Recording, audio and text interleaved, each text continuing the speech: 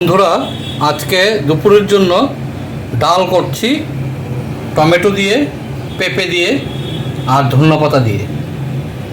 ডালের রান্না চলছে, মোটামুটি ডাল সেদ্ধ হয়ে এসেছে, টমেটোগুলোও দিয়ে দিয়েছি।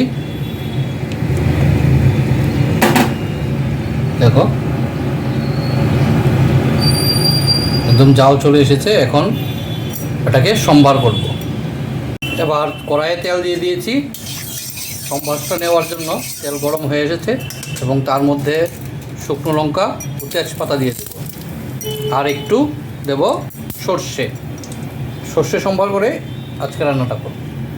এই অল্প একটু সর্ষে দিয়ে দিচ্ছি সম্বারের জন্য।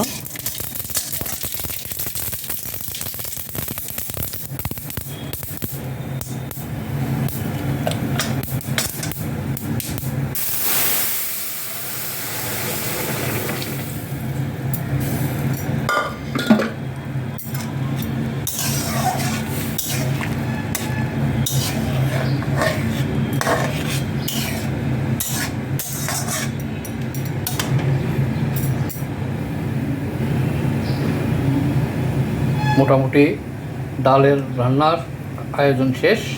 এবার সঙ্গে করব কাতল মাছ, টমেটো আর পেঁপে দিয়ে। তার জন্য মাছগুলিকে আগে হলুদ, নুন, লঙ্কা মাখিয়ে নিয়েছি, পেঁপেগুলো কেটে নিয়েছি সরু করে, টমেটো, একটু আদা বেটে নিয়েছি আর ধনেপাতা, আর সঙ্গে থাকবে কাঁচা লঙ্কা। শুধু কাঁচা লঙ্কা দিয়ে করব। ডাল মোটামুটি হয়ে এসেছে, এখন নামিয়ে নেব। নামিয়ে নিয়ে তারপর মাছের ঝোলটা শুরু করব। এখন কড়াইয়ে তেল গরম করে নিলাম। এবার মাছগুলি ভালো করে ভেজে নেব।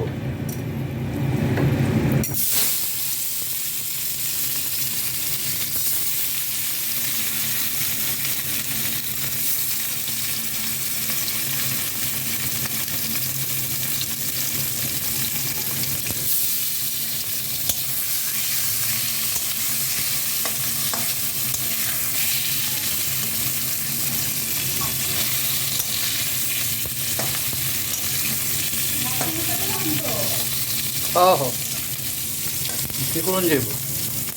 মাছ ভাজা শেষ। এবার সঙ্গে পেঁপেগুলোকে একটু ভেজে নিয়েছি। এখন সম্বার করে কালিজিরা দিয়ে দেবো, কালিজিরা সম্বার করব। পরে তার মধ্যে আদা বাটাটা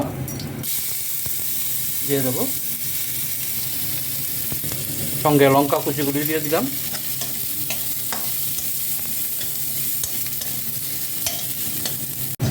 এবার সম্বারটা হয়ে এসেছে, তার মধ্যে একটু কাশ্মীরি লঙ্কার গুঁড়ো, জিরে গুঁড়ো আর হলুদের গুঁড়ো, এটা একটা পেস্ট বানিয়ে মিলিয়ে দিচ্ছি যাতে মশলাটা পুড়ে না যায়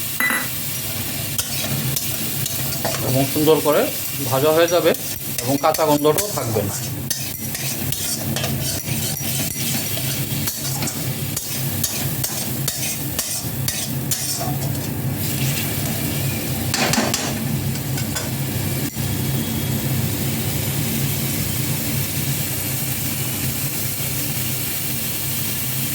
মশলাটা ভাজা হয়ে গেছে, এখন ঝোল দিয়ে দিলাম।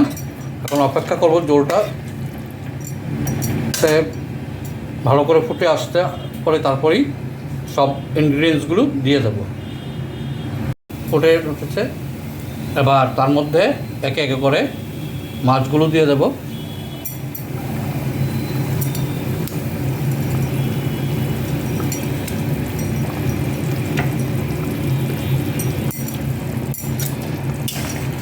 হালকা করে মাছগুলো দিয়ে দিলাম, কারণ যাতে ভেঙে না যায়।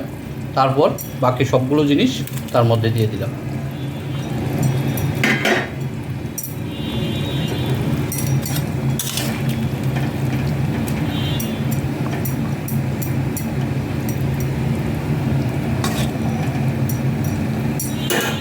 এবার একটু ঢাকনা লাগিয়ে দেব। এবার সবগুলো জিনিসকে ভালো করে ফুটতে দেবো। তারপর ফুটে এলে ঝোলটা একটু টানবে, তখনই রান্নাটা মোটামুটি হয়ে আসবে। ঝোলটা হয়ে এসেছে, এখন নামিয়ে নেব। নামিয়ে নিয়ে পরিবেশন করে দেখো বন্ধুরা কেমন হয়েছে। অবশ্যই সবাই লাইক কমেন্ট করে জানাবে। ধন্যবাদ।